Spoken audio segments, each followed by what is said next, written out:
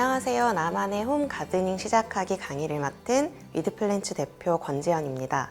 최근 많은 분들이 홈 플랜테리어에 대해 관심이 많으신데요. 오늘 제가 여러분께 강의하게 될 주제는 집에서도 하실 수 있는 홈 가드닝에 대해 진행하고자 합니다. 식물을 키우는 게 손이 많이 가는 게 아니야 라고 생각하실 수 있지만 저를 따라서 천천히 따라 하시면 여러분들도 나만의 작은 홈 가든을 만드실 수 있으실 거예요.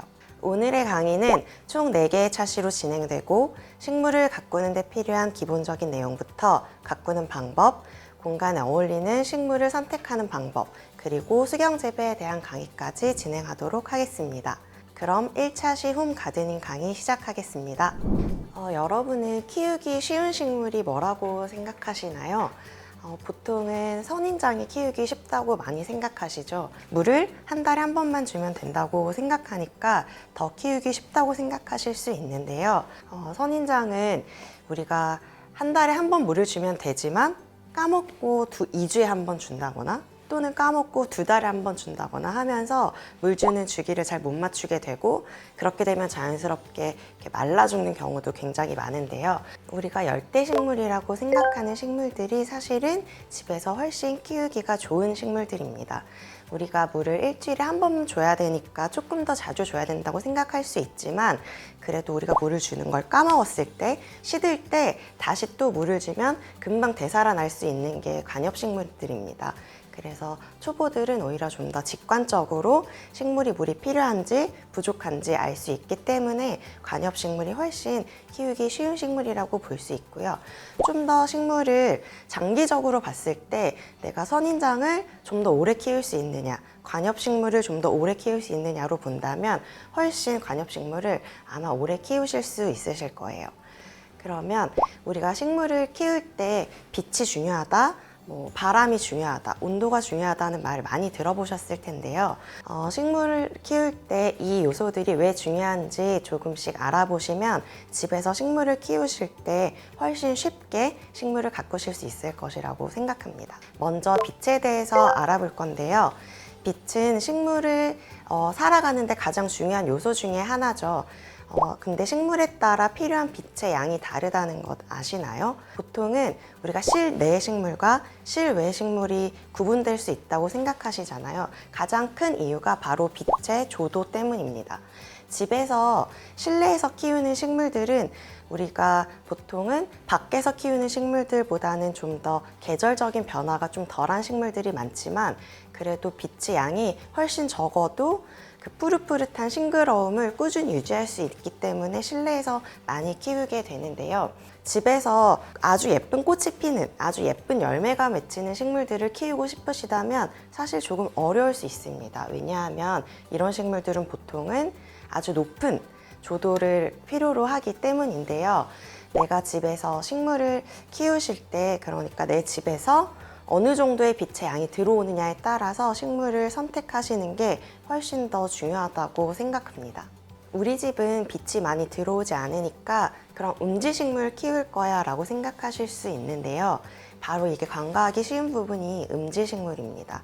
식물을 키울 때 빛이 중요한 이유는 식물은 우리가 이제 밥을 먹고 화장실을 가듯이 우리가 대사작용을 하죠. 살아있다면. 식물도 살아있다면 대사작용을 합니다. 그게 바로 광합성인데요. 광합성을 할 때 식물은 열려있는 기공을 통해서 이제 공기 중에 있는 산소랑 미세먼지를 먹죠. 그리고 소화를 시키고 배출하는 것이 이산화탄소와 수증기라고 보실 수 있는데요. 그때 필요한 것이 바로 햇빛입니다. 햇빛이 있어야만 식물은 낮에 기공이 열리거든요. 근데 이 광합성을 할 때 그러니까 빛이 꼭 필요한데 음지식물은 그런 빛이 없어도 되는 거 아니야? 라고 생각하실 수 있지만 그렇지 않습니다. 음지식물도 사실은 밝은 빛이 하루에 2-3시간 정도는 들어야지 그 식물들이 광합성을 할 수 있기 때문인데요. 실내에서 보면 우리가 조명을 켜두면 실내가 굉장히 밝다고 느끼실 수 있는데 우리 한낮에 등산을 가보시면 아실 거예요. 등산을 할 때 우리가 나무 그늘 아래에 있고 시원하다고 느껴지지만 밝은 실내보다 훨씬 더 밝은 곳이 등산로잖아요. 나무 그늘 아래에서도 식물들이 잘 자라는 것 보실 수 있으셨을 거예요. 그 정도의 환경이 음지라고 보시면 됩니다. 그러면 실내에서 그 정도의 환경을 제공해 주려면 사실 굉장히 밝은 인공 조명이 필요해요. 보통은 식물 등을 많이 구매하시는 경우도 많지만 일반 백열전구나 형광등, LED 조명으로도 식물들이 잘 클 수 있는 조도가 유지될 수 있는데요. 실내에서 식물을 키울 때 너무 높은 빛을 요구하지 않는 낮은 조도로도 잘 살 수 있는 식물들이 굉장히 많습니다. 그렇다면 우리 환경에서, 실내 환경에서 어느 정도의 빛을 내가 제공해 줄 수 있는지, 창문이 있다면 창문 가까이에 두면 사실 조명 같은 건 필요 없겠죠.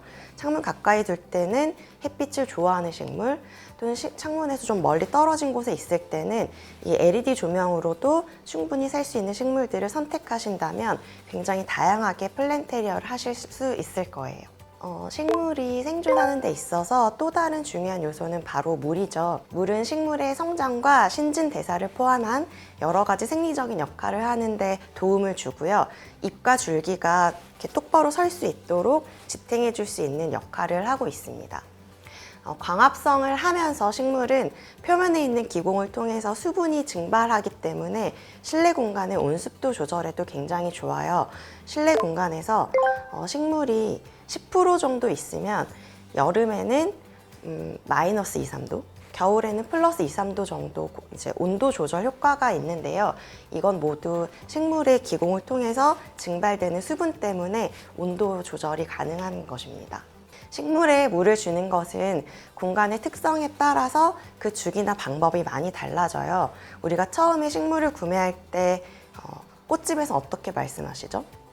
일주일에 물 한 번 주세요. 2주에 물 한 번 주세요. 이렇게 많이 안내받으실 텐데요. 우리 집에 사실은 식물을 가지고 왔더니 우리 집이 생각보다 건조해서 물을 일주일에 한 번 주는 게 아니라 3일에 한 번 줘야 될 때도 있고 어떤 경우는 2주에 한 번 줘야 할 때도 있습니다. 무조건 처음에 사왔을 때 일주일에 한 번 주세요를 맹신하시는 게 아니라 우리 집 환경이 어떤지 먼저 살펴보시는 게 좋겠죠. 그러면 어떻게 하시는 게 좋냐면 식물을 구매하시고 와서 물을 한번 흠뻑 줍니다. 그리고 나서 겉흙이 언제 마르는지 한번 만져보시는 거예요. 꽃집에서는 일주일에 한 번 물 주라고 하셨지만 겉흙을 만져봤더니 우리 집에선 4일 만에 흙이 좀 말랐다 하면 우리 집에서는 4일에 한 번 물을 주는 주기가 되어지는 거고요. 일주일이 지났는데 흙이 좀 촉촉하게 남아있다 하면 좀 더 물 주는 주기를 길게 잡아서 열흘에 한 번 주시면 훨씬 건강하게 식물을 키우실 수 있습니다. 또 물을 주는 것을 잊어버리시거나 여행을 가야 하는 경우에는 다양한 도구를 활용해서 말라 죽지 않도록 해주는 게 좋은데요. 우리 삼투압이란 얘기 들어보셨을 거예요. 식물에 물을 흠뻑 준 다음에 요즘엔 워터픽 같은 것이 많이 나오는데요. 워터픽에 물을 가득 채워두고 화분에 꽂아두면 흙이 말라 있을 때 물이 천천히 들어가는 역할을 하는 워터픽도 있고 또 물컵을 옆에 담아두고 면끈이나 티셔츠 같은 걸 좀 잘라서 물에 한쪽을 꽂아두고 흙에 한쪽을 꽂아둔 다음에 이제 그대로 두면 또 이 또한 삼투압 현상 때문에 흙이 말라 있을 때 물이 조금 공급이 되는 역할을 합니다. 그래서 좀 오래 집을 비우신다면 이렇게 여러 가지 도구를 이용해서 식물이 말라 죽지 않도록 도와주는 것이 좋습니다. 식물을 키우실 때 우리 집에서는 왜 자꾸 식물이 죽지? 환기가 중요하다던데 내가 너무 환기를 해주지 않았나? 라는 생각도 많이 해보셨을 것 같아요. 당연히 식물을 키울 때 신선한 공기를 공급해주고 환기를 자주 해주는 것도 굉장히 중요합니다. 환기가 왜 중요하냐면 집에 환기가 원활하게 되어야지만 흙이 잘 마를 수 있거든요. 제가 아까 말씀드렸죠. 꽃집에서는 일주일에 물을 한 번 주면 되는데 우리 집에서는 일주일이 지나도 흙이 잘 마르지 않았다면 이 흙을 좀 잘 말려주는 것도 중요합니다. 흙을 잘 말려주고 흙을 다시 잘 적셔주고 이 반복이 식물을 가장 잘 키우는 방법이거든요. 근데 만약에 흙이 계속 축축하다면 우리 집이 환기가 너무 안 되는 게 아닌가 한번 체크해 보시는 게 좋아요. 그래서 창문을 꼭 양쪽을 열어두셔서 식물이 살랑살랑 흔들릴 정도의 바람을 쐬어주면 흙도 잘 마르고 식물 잎 사이사이에 정체되어 있는 공기들도 잘 빠져나갈 수 있게 됩니다. 이 환기를 잘 시켜주지 않으면 흙이 계속 젖어 있게 되는데요. 흙이 계속 젖어 있게 되면 식물은 뿌리랑 줄기가 썩을 수 있어요. 과습해서 죽는다는 말도 많이 들어보셨을 것 같은데 이것도 모두 환기의 문제입니다. 과습하지 않게 하려면 물을 흠뻑 주고 환기를 잘 시켜주셔서 흙이 천천히 잘 마를 수 있도록 도와주시는 게 가장 중요하고요. 창문을 열어뒀는데도 흙이 잘 마르지 않는다고 생각이 드신다면 물을 주고 난 후에 선풍기나 서큘레이터를 활용해서 공기의 순환을 도와주면 선풍기를 쐬어주지 않은 식물보다 훨씬 더 건강하게 자라는 걸 실제로 보실 수 있으실 거예요. 그리고 한겨울에 한낮의 온도가 영하로 내려가는데 계속 집에 창문을 열어두면 또 열대 식물들은 냉해를 입을 수 있습니다. 이때는 환기를 너무 무리하게 하지 않고 선풍기나 서큘레이터를 활용하는 게 가장 중요합니다. 왜냐하면 특히 실내에서 키우는 식물들은 대부분 열대 식물이나 아열대 식물이 많거든요. 근데 영하의 온도에 계속 노출이 되면 이 바람으로도 냉해를 입게 되고 냉해를 입은 식물은 대부분 재생이 잘 되지 않습니다. 그래서 겨울에는 창가에서 조금 멀리 떨어진 곳에서 따뜻하게 유지를 해주되 물을 주고 난 후에는 꼭 선풍기를 켜주세요. 식물을 키우는데 또 중요한 요소가 하나 더 있다면 바로 실내의 온도겠죠. 실내의 온도는 대부분 사람이 쾌적하다고 느낄 수 있는 18도에서 25도 사이인데요. 이때 관엽식물들도 사실 훨씬 더 잘 자랄 수 있습니다.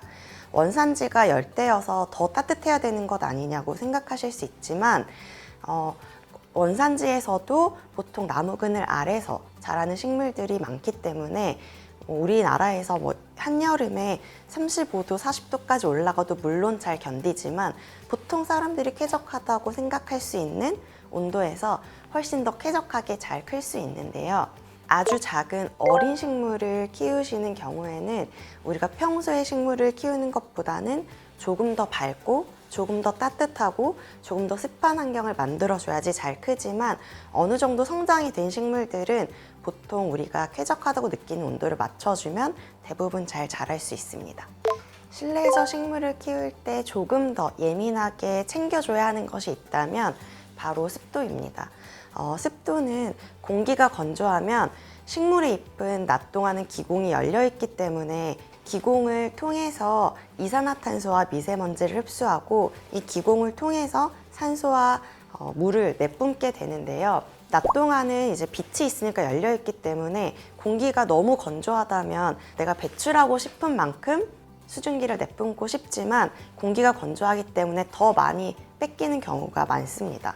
우리가 식물을 키울 때 식물을 잘 키우고 있는 것 같은데 잎끝이 잘 마르는 건 많이 보셨을 것 같아요. 그때 보통은 내가 물을 좀 적게 줬나? 라고 생각해서 물을 더 많이 주는 경우가 많습니다. 하지만 이건 물이 부족해서 잎끝이 마른다기보다는 공중 습도가 낮아서 잎끝이 잘 마르는 경우가 많아요. 이때 바로 삼투압 현상 때문이죠. 그래서 집에서 식물을 키우실 때 제가 꼭 손으로 흙을 체크해 보라고 말씀드렸죠. 잎끝이 마른다고 생각해서 계속 물만 주면 결국에는 과습하게 되기 때문에 계속 이제 보기만 하지 마시고 꼭 손으로 흙을 체크해 보시고 내가 잎끝은 말랐지만 물이 촉촉하게 있을 경우에는 물을 주지 마시고 공중 습도를 올려주시는 것이 좋습니다. 가장 쉽게는 물 스프레이를 자주 하시는 게 좋고 또는 가습기를 한두 시간 정도 켜두시는 것도 식물 주변의 공중 습도를 높이는 방법이에요.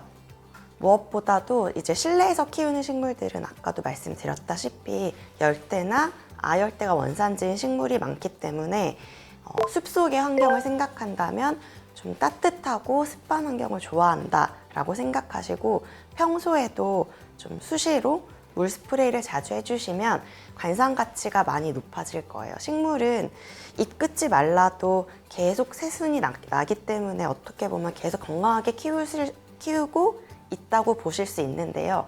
잎 끝이 마르면 건강하지만 건강하지 않게 보일 수 있는 요소잖아요. 그러니까 이 건강하게 보이기 위해서도 공중 습도를 높여주시면 관상 가치가 떨어지지 않게 식물을 예쁘게 키우실 수 있습니다.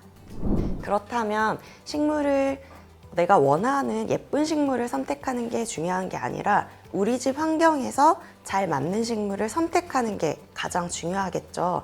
내가 식물을 어디에 두고 싶으신지 한번 집을 천천히 둘러보세요. 우리 집에서 남향 창가에 큰 식물을 하나 두고 싶으신지, 조금 어둡지만 침대 옆에 식물을 두고 싶으신지, 아니면 욕실에 좀 습한 환경이 되니까 욕실에 식물을 두고 싶으신지 생각을 하신 다음에 그 환경에 맞는 식물을 선택하셔야 합니다. 예를 들면 욕실에서 키우고 싶은데 빛이 잘 들지 않는다면 습한 환경을 좋아하지만 높은 광도를 요구하지 않는 식물들을 선택하시는 게 좋겠죠. 내가 무작정 예쁘다고 생각하는 식물들을 사서 두면 환경이 맞지 않기 때문에 잘 죽을 수 있습니다. 그래서 처음에 식물 키우시는 분들이 저는 선인장도 죽여요, 또는 저는 식물만 사면 죽여요 라고 생각하시는 게 내가 보기에 예쁘다고 생각하는 식물만 처음에 구매하시기 때문이에요. 그것보다는 우리 집 환경을 잘 읽고 거기에 어울리는 식물들 중에서 예쁜 식물을 선택하시면 훨씬 식물을 오래 잘 키우실 수 있으실 겁니다. 집에서 식물을 키우실 때 기본적으로 갖춰줘야 하는 도구들이 몇 가지가 있습니다.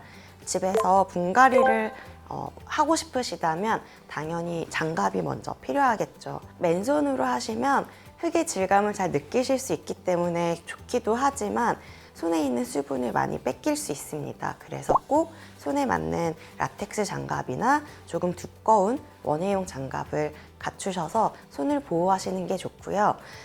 그 다음으로 필요한 게 있다면 앞치마겠죠.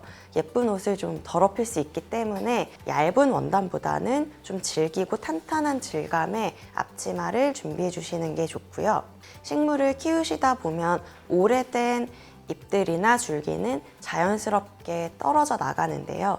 집에서는 바람이 아주 세지 않기 때문에 그냥 시드는 정도로만 남아있을 수 있습니다. 이때 마른 잎들을 그냥 손으로 뜯어내지 마시고 가위로 깔끔하게 잘라주시면 훨씬 건강하게 식물을 관리하실 수 있기 때문에 원예용 가위도 장만해 두시면 좋고요. 전정 가위 같은 경우에는 이건 선택사항인데 조금 더 내가 큰 식물을 키우고 싶다, 좀 더 목질화된 나무를 키우고 싶으시다면 이 나무들을 전정할 때 필요한 조금 더 그 단단한 가지를 자를 수 있는 전정 가위도 필요합니다. 모종삽 같은 경우에는 실내용 가드닝을 할 때 분갈이 할 때 손으로 계속 흙을 나를 순 없죠. 그래서 작은 삽 준비하시면 훨씬 더 간편하고 원활하게 분갈이를 하실 수 있습니다. 그리고 물 뿌리개도 당연히 필요하죠. 집에서는 물을 마시고 컵에 있는 물을 주기도 하니까 꼭 필요하지 않다고 느끼실 수도 있는데요. 집에서 식물을 많이 키우신다면 물 뿌리개를 구비하시는 걸 추천드립니다. 특히 입구가 좁은 것이 있고 주둥이가 넓은 물 뿌리개도 있는데요. 실내에서는 물이 골고루 뿌려지게 하는 주둥이가 넓은 물 뿌리개보다는 입구가 좁은 것이 훨씬 관리하기가 편합니다. 그래서 물 뿌리개 입구가 좁은 걸로 구비를 해두시면 훨씬 깔끔하게 홈 가드닝을 즐기실 수 있고요. 집게나 붓, 스푼 같은 경우에는 다육식물을 많이 키우신다면 특히 필요한 도구들입니다. 손으로 하기에는 너무 작은 식물들이 많기 때문에 집게나 붓을 사용해서 예쁘게 가드닝을 하실 수 있으실 거예요. 이번 강의에서는 홈 가드닝에 필요한 기초 지식부터 도구까지 살펴보는 시간이었습니다. 다음 시간에는 밝은 거실에 어울리는 관엽식물에 대해서 배워보도록 하겠습니다. 감사합니다.